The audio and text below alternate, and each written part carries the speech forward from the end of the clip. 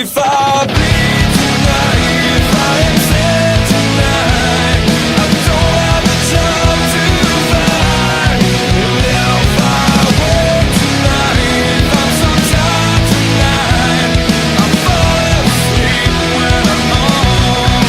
When I'm no way to go, no one that can see through at the side of the light. Hello and welcome to the Halcyon Top 5 list, where I count down my top 5 favourite things within a type of genre or media. This week we're going to count down my top 5 favourite YouTubers of all time. However, as with the previous 3 episodes, I must stress 2 things at this point. Number 1, this is my own personal opinion. This isn't a critique on the presentation style comparative to the overall socially acceptable style of a YouTuber. And secondly, I'm right. So deal with it. In any event, here's my list of top 5 favourite YouTubers.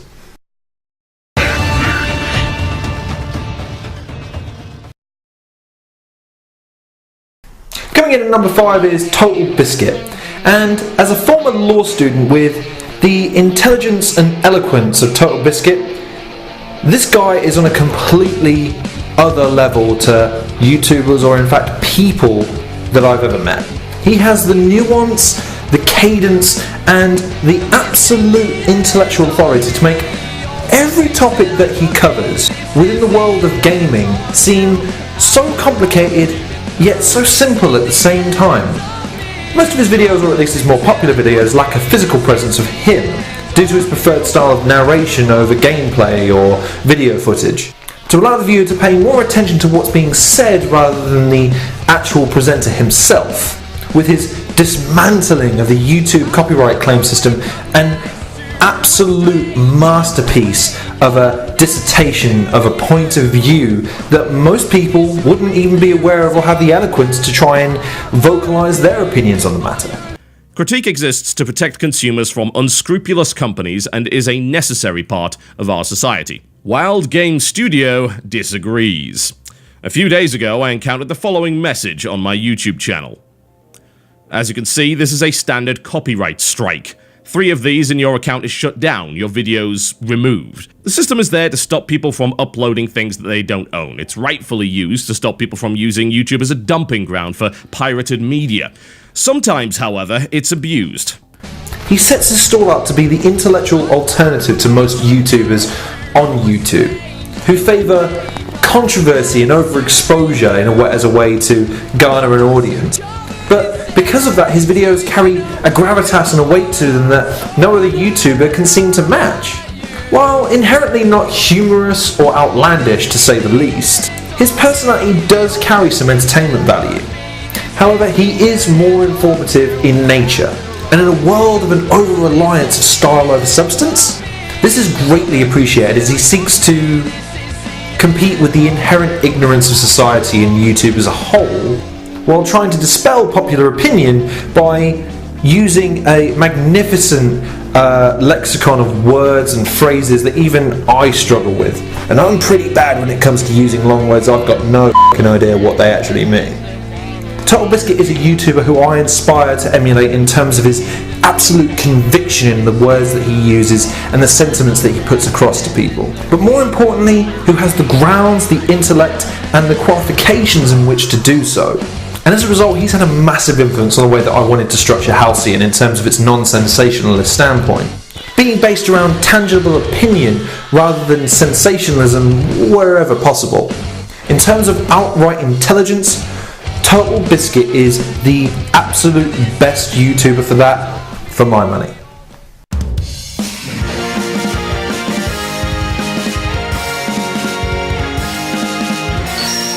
Heading up to number 4 on the list is Gerard Khalil, or aka The Completionist.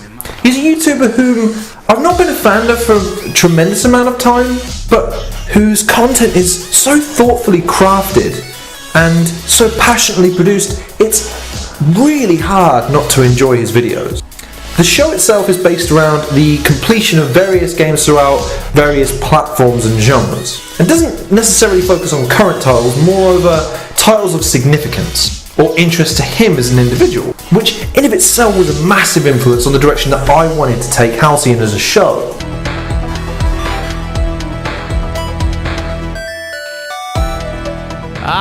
Code Veronica, the oft-overlooked weird kid in the Resident Evil family.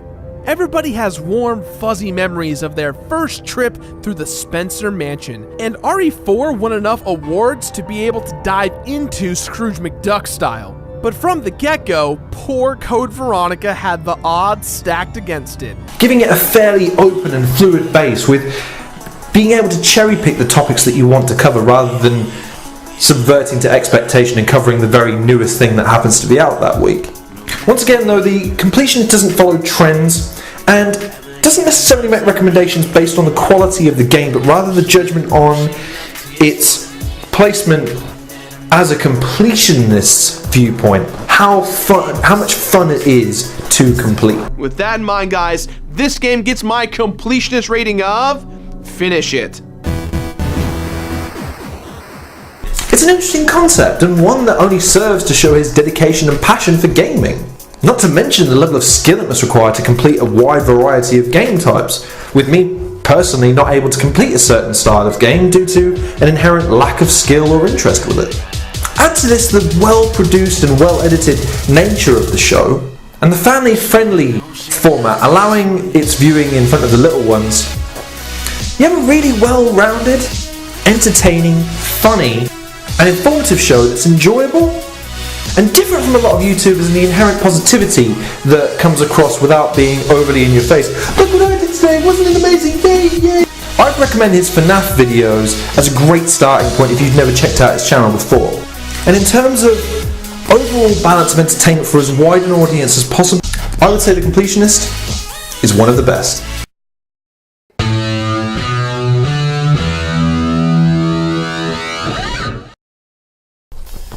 Coming at number 3 is Jeremy Jahns, and I was introduced to him when I turned to YouTube in search of an answer. Why was the Mass Effect 3 ending so bad? And in searching for an answer, I came across a guy who was relatable, intelligent, but not condescending in an obtuse way, spoke freely, and was animated in the way that he acted, especially during an impassioned speech regarding his feelings towards the ending of that game, and whose sentiments I mirrored almost to the point I thought I was hearing my own rant played out on YouTube. Alright, so first of all, my big issue with the Mass Effect 3 endings is choice, or lack thereof. The Mass Effect trilogy builds up the fact that what you do affects what happens in the game. The Mass Effect 3 ending goes against that entirely. So in the end of Mass Effect 3, you talk to some Star Child who says, alright, you have one of 3 options. You can either control the Reapers, you can fuse synthetics and organics together, or you can destroy all synthetic life in the galaxy. Those are your 3 options. To that I say, His videos are really short and really simple, but what they lack in any kind of production beyond a green screen and quick cuts of him speaking, his content is what makes the show worth watching, as he's one of the more understanding critics that I've ever seen, trying to view things from both a critical point of view in terms of his ass in the seat as a critic, but moreover trying to relate to his days back when he wasn't a critic and just a fan of things, how people would feel about things from the perspective of a fan and a normal person. He often pokes fun at things, himself, the things that he reviews. Plus his absolute don't give a fuck attitude towards calling out people, producers, directors, actors, games making companies, production companies, given his own frustrations with the wealth of content that seems to be on offer these days. It's just so much fun to watch, and I can't say enough good things based on the fact that this is the guy who originally inspired me into looking into becoming a YouTuber, especially given his video on the subject and how much it changed his life based on how simple it was to get started. And as a result, I'd recommend his Twilight and Mass Effect videos as evidence for this and why you should start watching him too. I really went to see the new Twilight movie by myself. And it was so bad. I know, right? And for my money, Jeremy Jahns is the most entertaining, real reviewer on YouTube working today.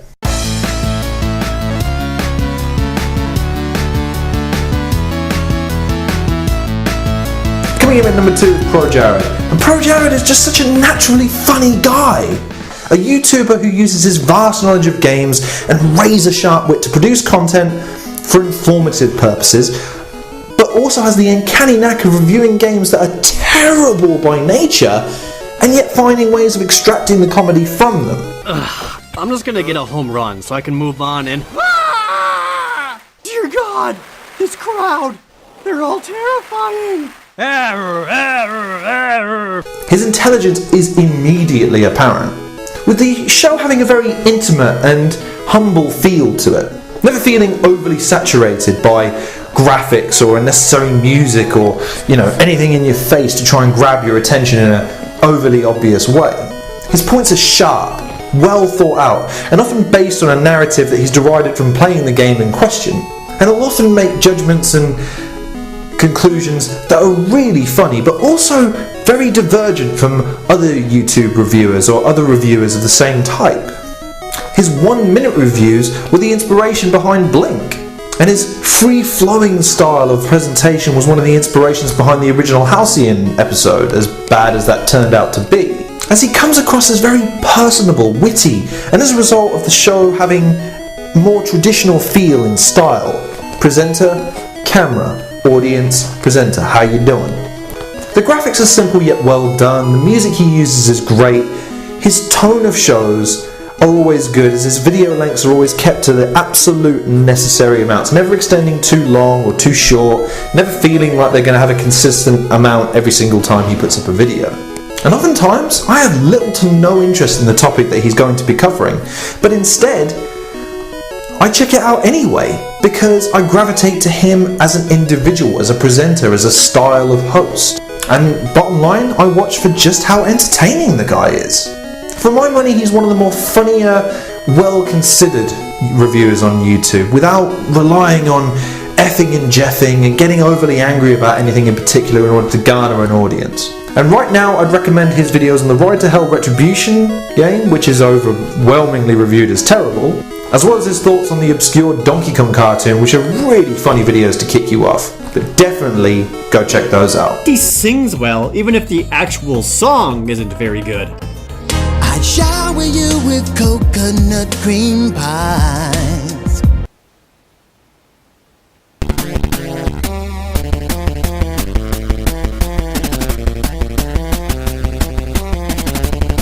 Angry Joe is simply the best YouTuber I have ever seen. His style of blowing things to preposterous proportions in such a really entertaining way was one of the things that first hooked me to his videos. Yet his style has become more widespread as YouTube has evolved into a place where the loudest or the prettiest are the most viewed. But Angry Joe was one of the proponents of investing heavily in his own show in terms of production quality, in terms of instigating a regimented time-frame show, and a style that would work even on television, and taking on a character of sorts, setting himself apart from his own personal opinions while making it entertaining for the audience to watch, knowing full well that we're watching a character rather than an actual individual blowing up on screen. Welcome back to the wonderful world of movie license games.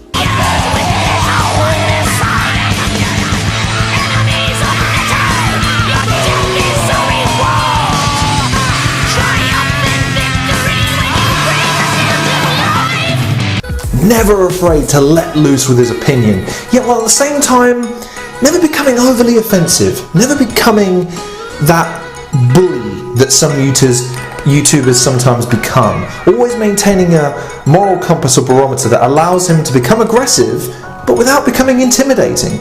His videos are some of the best produced on YouTube, with his opening skits hitting and missing with me from sometimes, but it does give him something slightly different and a way of spinning a narrative throughout the course of his show, meaning it's not inherently just a review, it's a production. It's just Harry and company screaming over and over again, "Stupefy! Stupefy! Stupefy! Stupefy!" Look in my face, look in my soul, I'm beginning to stupefy. Look in my face, look in my soul, I'm beginning to stupefy. It allows him the ability to create more humour where otherwise there might not be, and it also allows him the ability to be able to follow the more recent releases while also maintaining a slight nostalgic feel to his show by instigating the same characters and in-jokes. And while he's starting to lean more towards other projects outside of YouTube or outside just reviewing games, his body of work is absolutely outstanding. And it's only matched by the amount of integrity, passion and respect he has for the industry that he works in. If I were to point to one YouTuber to emulate in terms of not necessarily success, but in terms of an ideology, execution style, it would be Angry Joe. And I can't praise how much he's done for me personally as a consumer of games, and more importantly as a person. Funny story, when dealing with some fairly heavy depression back probably 3 or 4 years ago, I discovered his show. It wasn't very new to YouTube at the time. I'd been watching it for a few years, but never thought to watch one of his videos. And as sad and benign as it may sound, it gave me a reason to smile. It gave me a reason to laugh because of how over the top this guy was and how sharp some of his comments were. And ultimately, he's the one who gave me the voice and inspired me to get up off my ass and decide that if I didn't like what was on YouTube, I'd try and make something better. And thus gave me the impetus to voice my opinion while also pursuing the knowledge, the credibility and the qualification in order to give me credence to the voice that I want to put out there. Just like he did. And especially now, having tried to produce the kind of content that he produces on a regular basis, I have an all new found respect because of how difficult it is to produce that kind of level of content on a regular basis to satiate the audience. And for that reason, I can't recommend his show enough. Particular episodes in question will be like Devil May Cry, the Harry Potter, Deathly Hallows reviews, and also the Skyrim reviews being amongst my absolute favourites and the ones that I would recommend that you check out. And for my money, Angry Joe is the single best YouTuber ever.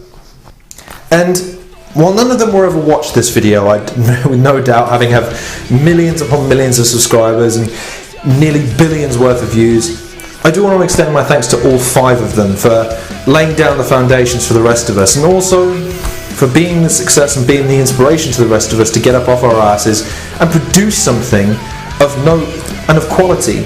And for that, if you ever do see this, I want to extend to you my heartfelt thanks. And that was my top 5 YouTubers of all time list. Do you have a top 5 YouTubers? I doubt very much you do, but if you do, pop them in the comments, and any ones that I think might be worth covering may get a full-fledged Razor review down the line. In the meantime, please like, share and subscribe. Make sure you are sharing this. Survival of the show depends on it, people. Take care, and I'll see you next time.